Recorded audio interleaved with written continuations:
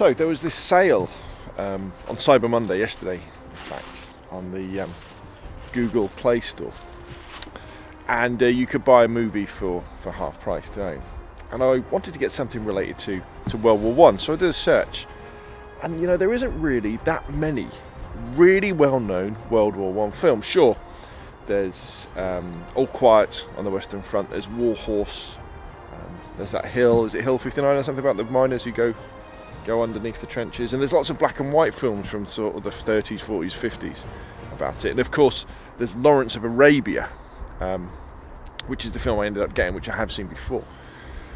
But for World War One, there's no like Saving Private Ryan, there's no Longest Day, there's no Great Escape that kind of fills out and fills in what World War One was like for the general and the people's general consciousness, if you like. And I thought that was a real shame, and that's why Battlefield 1 is so important, and it's so amazing that DICE and EA have taken the risk of setting their AAA shooter in this time period, because what it's doing is it's giving us an opportunity to revisit that time period and that war, to revisit the Great War, and see the people, the soldiers who fought in it, in a different light. Because often when we look back at the Great War, World War One, we kind of see it as a great waste of life. It was just these young men who were fighting for 4 years over little scraps of land where they were just pushing the front line backwards and forwards, and it was all all for nothing. But with Battlefield 1, what DICE have done is they've started to fill out the stories and the personalities of these soldiers. They've started to make us remember and realise what they went through. I mean, sure, look, listen, I know this is a game. I know there's a fair bit of artistic licence. I know there's a large chunk of nostalgia and cheese in with it. But they should really be commended for what they've done and what they've tried to do, and the fact that the game is absolutely amazing.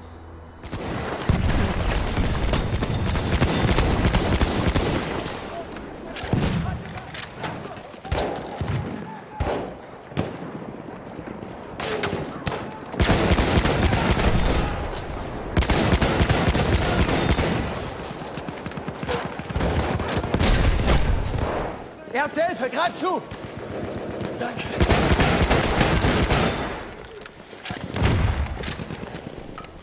So, let's talk about the campaign first. A fantastic part of Battlefield 1. What we've got here, we've got several sort of different short little stories, little vignettes from different areas of operations from World War 1. They're not very long, but I found them fun to play. Remember, they are games, they have to gamify, it's not just a film. And I'm not going to lie, I find them quite emotional as well, some of them.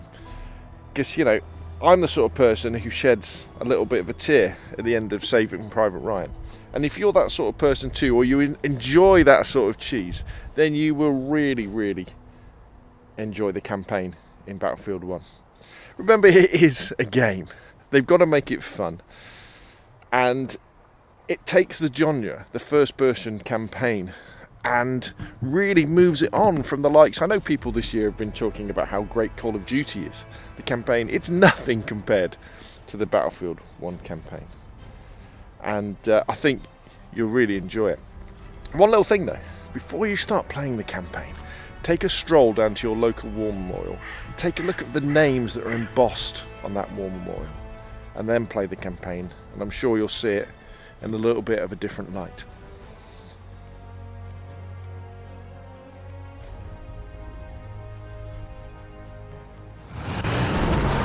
We're surrounded! We have to hold this line!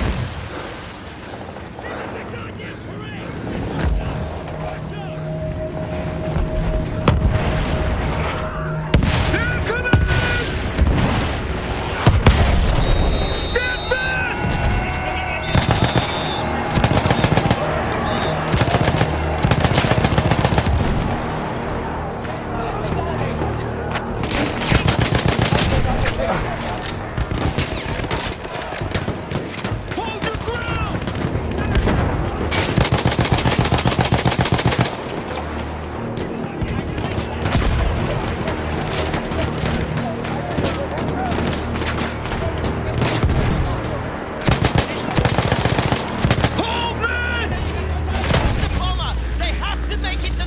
focus or this mission is bust! I know!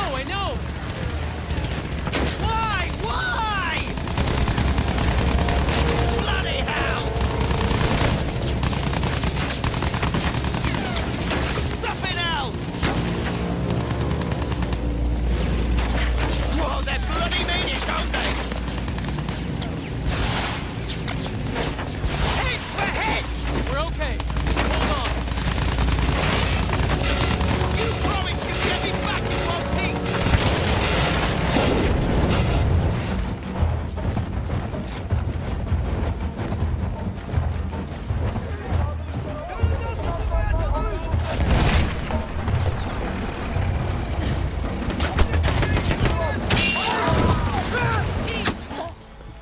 But we don't play Battlefield for the campaign, we play for the multiplayer.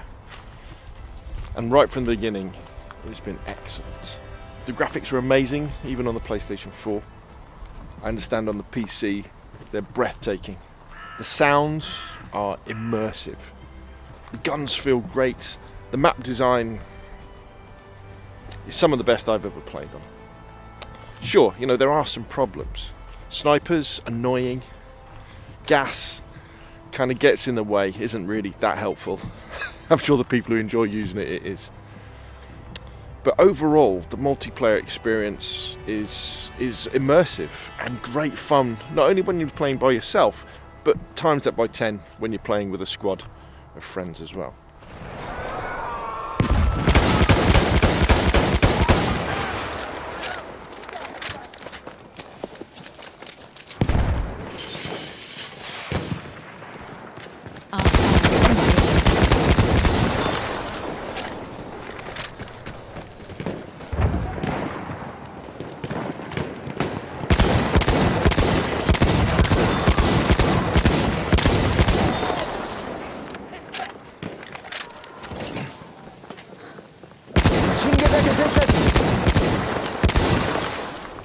I've put over 100 hours into the multiplayer, true, and I haven't got bored of it yet.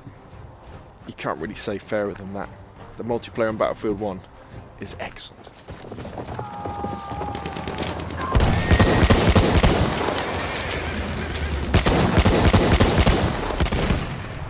We have taken objective apples.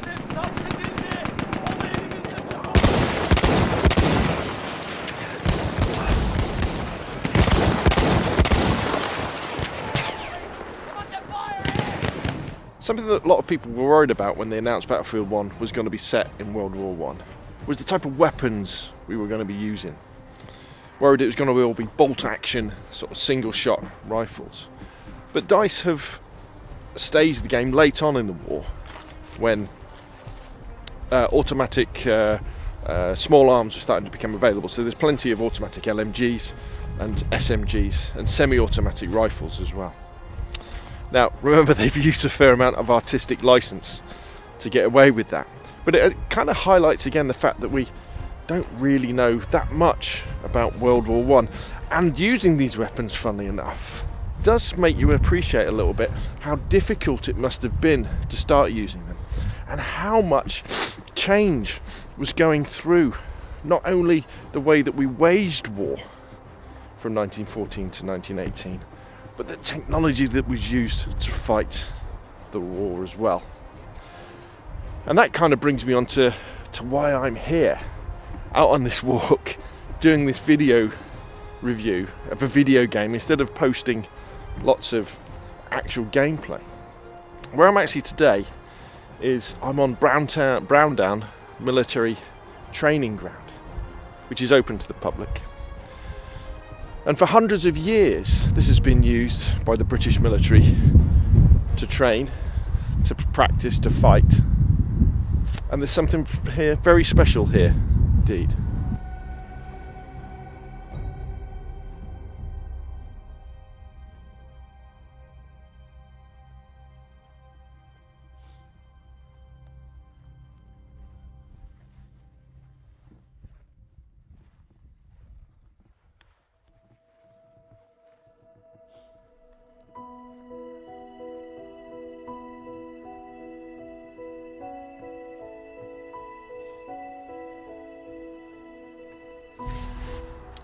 So what I'm sitting in here is a training trench dug over 100 years ago.